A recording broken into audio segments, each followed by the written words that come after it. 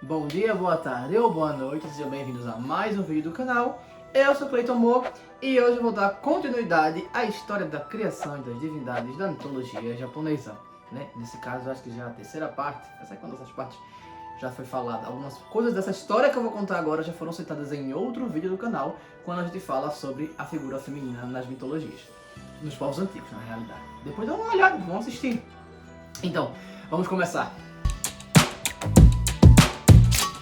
Vê só, a gente tinha parado com a parte da morte de Izanami. Quando ela veio a falecer, ela foi ressuscitada, só para terminar de morrer, no caso, depois, e deu à luz a Kagutsuchi, um deus do fogo, que veio a levar a morte à mãe, né, nesse caso. Enfim, assistam outros vídeos, estão aqui no canal, colocando no... como é que diz, nos cards, para vocês assistirem. Enfim, inconformado com a morte de Izanami, Izanagi disse que ia buscá-la no Yomi no Kuni, ou no Yomi, né, que seria a parte onde os mortos ficam. E ele decidiu viajar para lá. Ele sabia que ia ser uma tarefa perigosa, porque tinha tudo que era a contraparte das divindades estavam lá. Então, lá iam encontrar bruxas, alguns yokais maléficos, eles iam encontrar os próprios mortos, né, os não vivos, eles iam encontrar o imperador lá do rei, né, Emao, entre outras coisas ele ia encontrar, e ele poderia acabar sendo, mesmo que até metalinguístico, vamos dizer assim, mas ele acabar sendo morto dentro do reino dos mortos.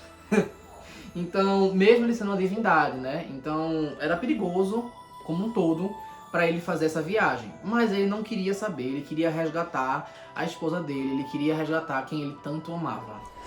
Que fofinha! Então ele se preparou, ele vestiu armaduras, ele pegou katanas, ele pegou, enfim, ele foi se armando todinho para sair como um samurai, praticamente, para ir para batalha, né? Para ir para batalha, para tentar passar por isso. Então ele foi pelo caminho aonde ele acreditava que chegaria no Yomi. E aí ele subiu na montanha, depois entrou numa caverna no topo da montanha e saiu descendo, porque se acreditava que essa contraparte havia um portal, de fato, que havia um portal, alguns portais, né? Alguns contos falam como aqueles portais lá, que pra mim aqueles portais são feitos de barata, né? Porque se vocês olharem, às vezes aconteceu cair uma bomba, só daquele danado, aquele portal tá em pé, ele é feito de quê? De barata? Mas... de toda forma, tinha esses portais que seriam a entrada e tinha alguns lugares específicos que esses portais poderiam ser encontrados. Só que esses portais não, né? No caso, esse portal, né? E aí, nessa história que eu li este livro aqui, ele fala sobre uma montanha. Alguns jogos, alguns contos eu já vi também, como se esse portal estivesse no meio da floresta. Independente de onde seja, como eu falei, nessa história aqui está falando do portal que é acessado através de uma montanha. Ele entra na montanha e começa a descer. O ar vai começando a ficar mais denso, o cheiro fétido vai invadindo, o chão vai ficando meio inconsistente, ele vai pisando em lama e tudo mais, e vai ficando difícil caminhar, ele vai sentindo uma certa náusea.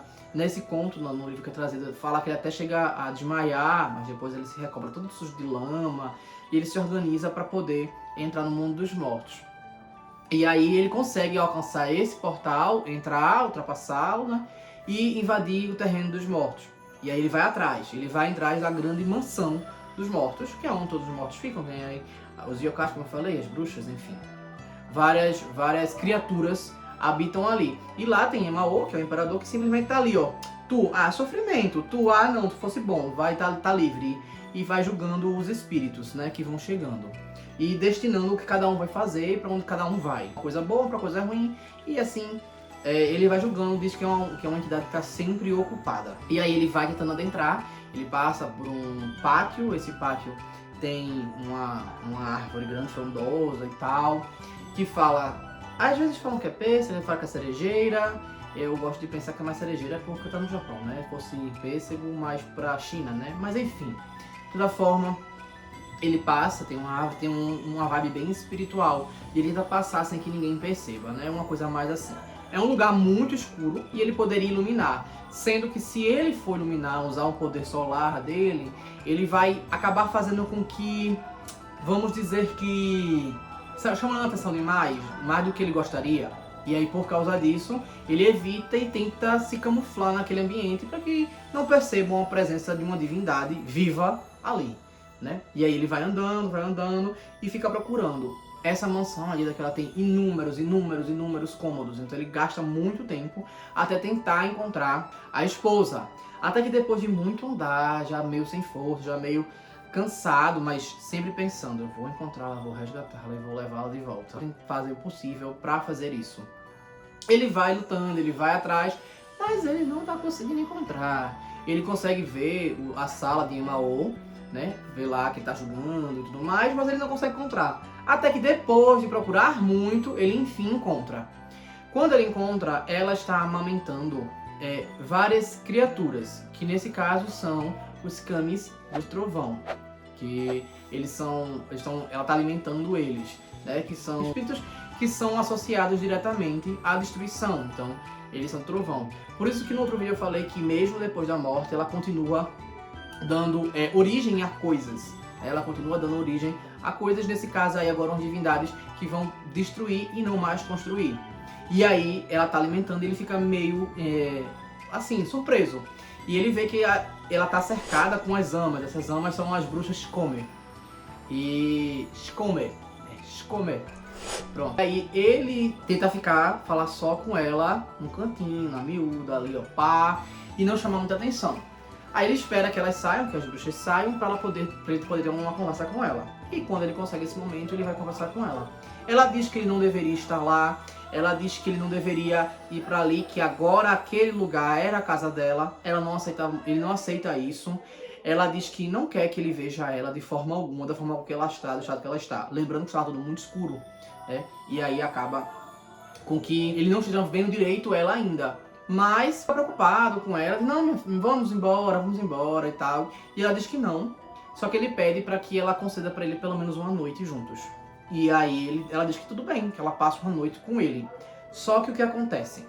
Nessa noite que eles dormem juntos, na lenda não fala nada sobre sexo, tá? Pelo menos não nas que eu li. Eu só tenho esse livro não, eu já li essa lenda em alguns outros lugares e é recontado em outros lugares. Como eu falei, até em jogo tem também, mas enfim.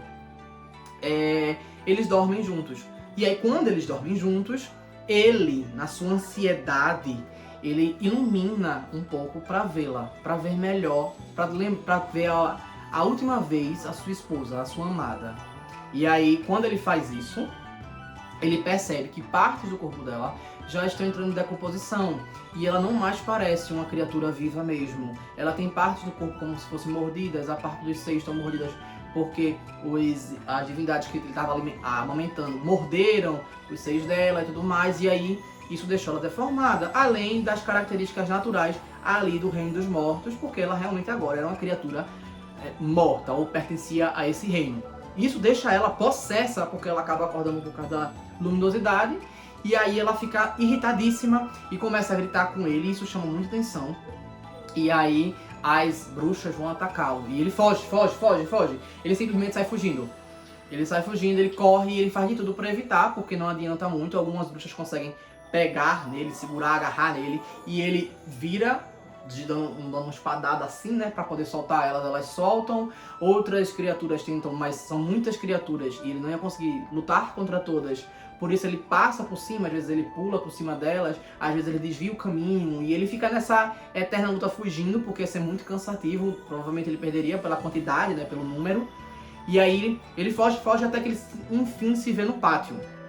Bem, depois que ele se vê no pátio, ele corre e meio que sente um alívio de fazer aquilo.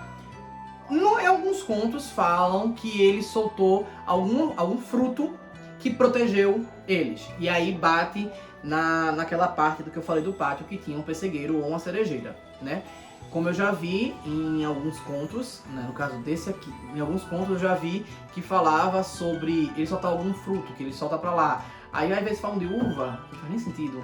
Às vezes falam de pêssego, às vezes falam de cereja, mas enfim, ele solta um fruto que, usando a própria mitologia japonesa como base, seria uma cereja, né? Seria um cacho de cereja que ele jogaria para essas bruxas se entreterem ali com aquilo. E aí ele conseguia essa distração, com a distração ele fugir de lá. Eu já vi um jogo que eu gosto muito, God Wars. que ele joga um sol.